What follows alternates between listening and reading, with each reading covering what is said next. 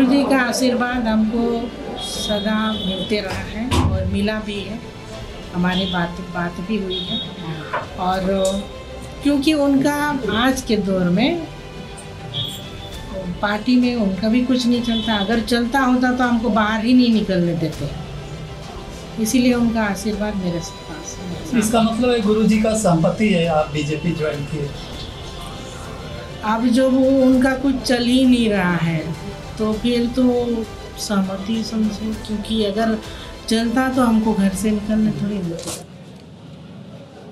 देखिए, बहुत लंबी बात है जो कि अभी जो रखना पड़ रहा है, कई बहुत कम शब्दों में रखना पड़ रहा है।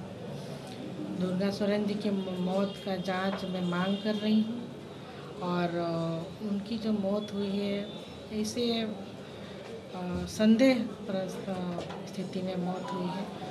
जो पार्टी में रह करके मैंने कई बार कहा भी था कि उनकी मौत की जांच होनी चाहिए, लेकिन वहाँ पर कैसे मुमकिन हो सकता है। मेरा तो बातों को पूरा तरह से टाल दिया जाता था। अब मैं दूसरी पार्टी में, भारतीय जनता पार्टी में आई हूँ, तो मैं यहाँ पर पूरे ये के साथ बोल सकती हूँ कि भाई उनकी मौत की जांच होनी चाहिए।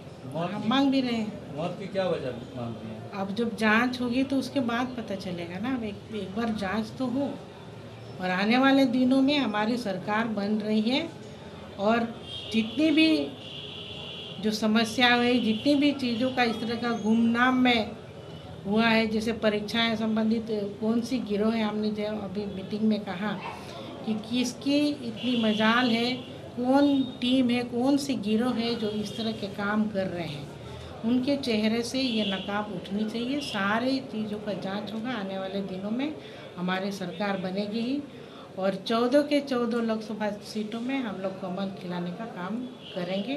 पूरी तरह से जो जनता है, पब्लिक है, आज के डेट के सब जाग चुके हैं और पूरे भारतीय जनता पार्टी के साथ हैं।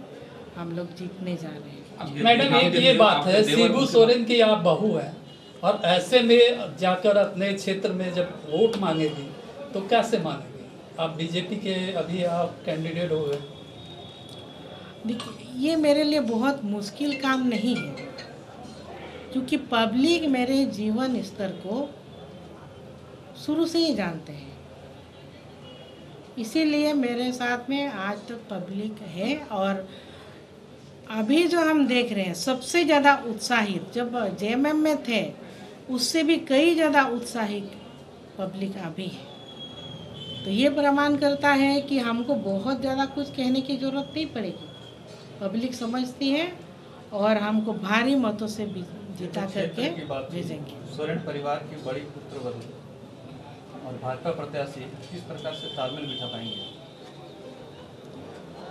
हमने कहा ना, हमको कोई दिक्कतों का सामना नहीं करना पड़ेगा। इसमें तालमेल पब्लिक सब जान ही रहे हैं कि हमारा शुरू से ही कार्य किस तरह से रहा है, किस तरह हमको पूरा झारखंड राज्य से कई फ़ोन आते रहे हैं और मैंने कई लोगों का काम किया है। किसी भी तरह का काम हो, कोई भी क्षेत्र में हो, उन्हें सबका मदद ही किया है। आज तक आपके देवर और पूर्व मुख्यमंत्री जेल में है, उसको लेकर के आपको खुशी है या गम? खुशी गम की कोई सवाल ही नहीं है। जो जैसा करेगा वो ऐसा भोगेगा। आज पीएम से मुलाकात हुई थी आपसे, कुछ बात हो रही है? जी बिल्कुल बिल्कुल। हाँ, ये बहुत अच्छी मुलाकात थी और मोदी जी ने एक तरह से हमको आशीर्वाद दिए कि आप जीतिए और बाकी सबको भी जिताइए। मुझे बहुत खुशी लगा। एक बहुत बड़ा टास्क मुझे मिला। एक भारतीय जनता पार्टी के एक सिपाही के तौर पर जो मुझे उनसे जो टास्क मिला है वो मैं ज़रूर पूरा करूँगा। मैडम, अभी आपने कहा जो नलिन सोरेन चाचा हैं आशीर्वाद मोदी से, क्या गुरुजी का आशीर्वाद मिल गया? गुरुजी का आशीर्वाद हमको सदा मिलते रहा है और मिला भी है। हमारी बात भी हुई है और क्योंकि उनका आज के दौर में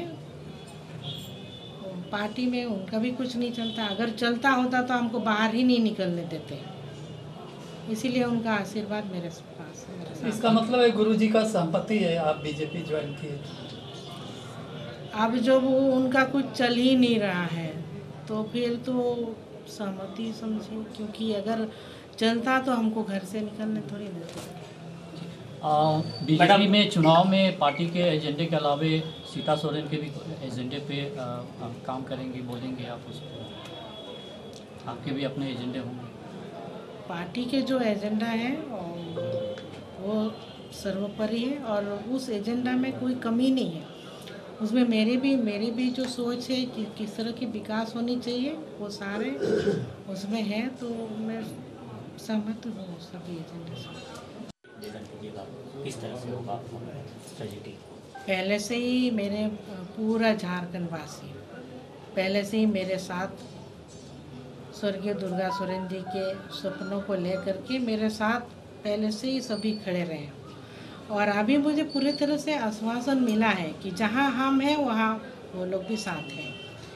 हमारे पार्टी के कई कार्यकर्ता भी फ़ोन कर रहे हैं कि नहीं, आप जहां हैं हम लोग भी वहां हैं, क्योंकि अभी झारखंड मुक्ति मोर्चा में किसी तरह की कोई उम्मीद ही नहीं दिख रही है। आगे जो भविष्य है पूरी तरह से अंधेरा है उस पार्टी में।